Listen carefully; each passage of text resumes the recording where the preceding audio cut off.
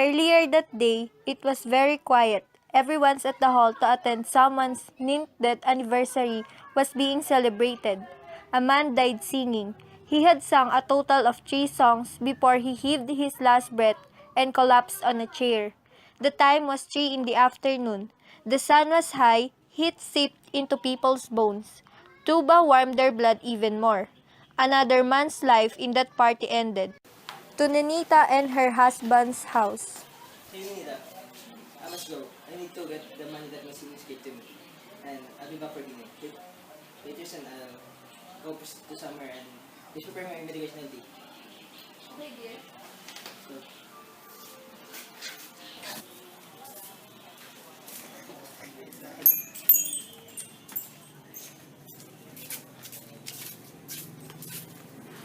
I'll see you.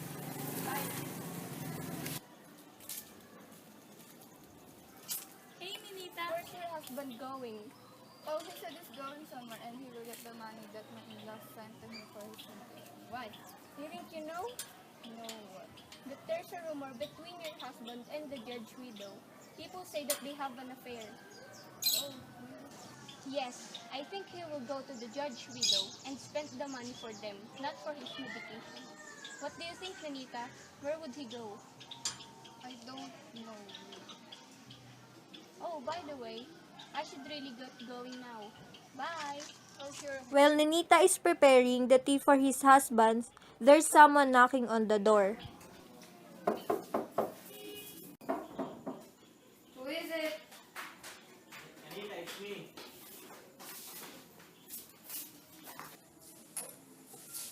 Oh, it's you. Come in. Have a seat. What do you want? A coffee? No, it's okay. I'm alright. I'm actually here to visit you. How have you been? Well, I'm okay. Why? If you want to end your suffering, I suggested you to buy this.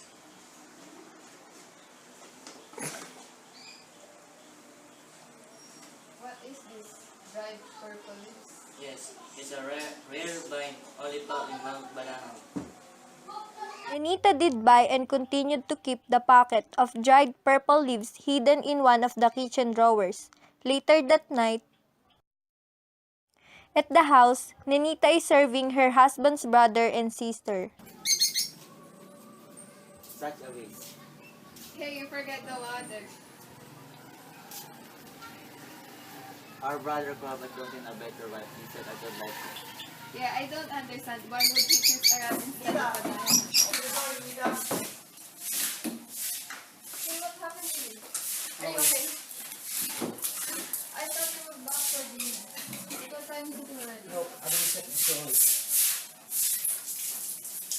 Nenita took off her husband back again when, with the money her in-laws sent for his medication, he went away to be one of his women.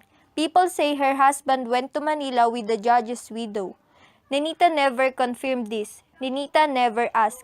She just took her husband back, nursed him back to health again. After that, though, Nenita noticed that he spent more and more time alone in the toilet. And when she asked if he needed help with anything, he would just mumble incoherently, so she let him be. The next day, Nenita prepared his husband its medicine tea with dried purple leaves her herbalista friend had suggested to her, the one that would make her husband's balls shrink, give him hallucinations, make his blood boil until his veins pop. Hey Nita, it's the 9th death anniversary of the judge in our municipal. And I'm the one who is invited to sing that on that special occasion. Is that my tea?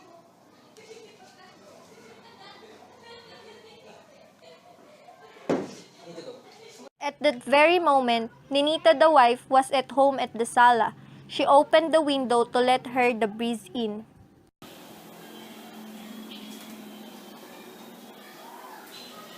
Oh, it's so hot. The air is so dry. Give a little time to me. I burn yourself. We'll play hide and seek. To turn us around. All I want is a taste of your lips around. Mama, mama, give me love. Mama, mama, give me love. Mama, Mama, give me love. Oh, it's his voice. It's the first time I heard my husband sing in a very long time ever since he became me. That time, Nenita fell asleep and dreamed about his favorite actor, Mr. Willie Revillame.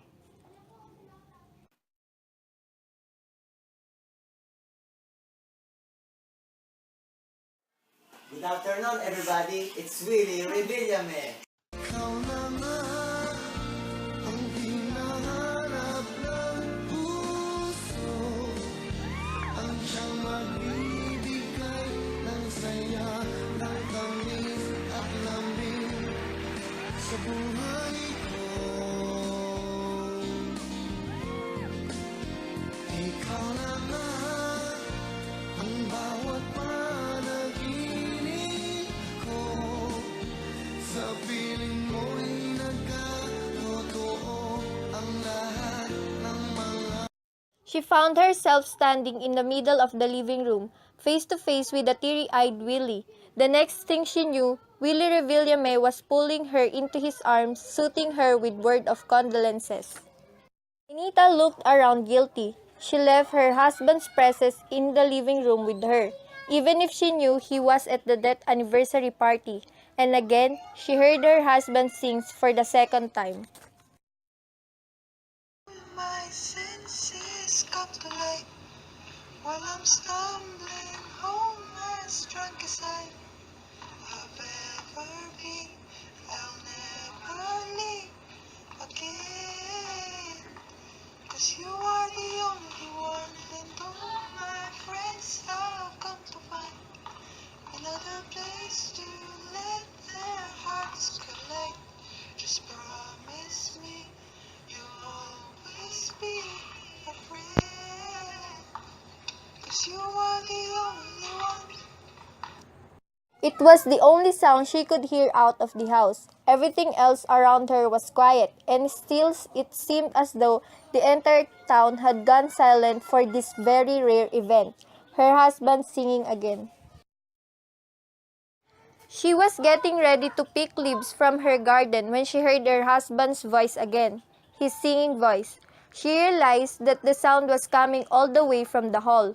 The sound was very faint, but more than perceptible and certainly unmistakable to her. He was singing a popular song now, about kissing someone for the last time. Nenita remembered being told by her husband that was what it was about, the woman he loved. Nenita found that she could enjoy this one. The song was recognizable. Kiss me more, kiss me more. That was what the man wanted to tell. Kiss me like you wanna be loved, wanna be loved, wanna be loved. This feels like falling in love, falling in love, falling in love. Ninita gathered the leaves and went back inside the house. Just as well, because it was starting to be very intolerably hot outside, certainly hot enough to boil an old man's blood and pop his veins. After that, all was quiet again. She doesn't hear any voice again singing. Her husband died. She killed her husband. A man died singing. He had sung a total of 3 songs before he heaved his last breath and collapsed on a chair. It happened at the municipal hall. The time was 3 in the afternoon. The sun was high. Heat seeped into people's bones. Tuba warmed their blood even more. Someone's 9th death anniversary was being celebrated. Another man's life in that party ended. It ended on a high note.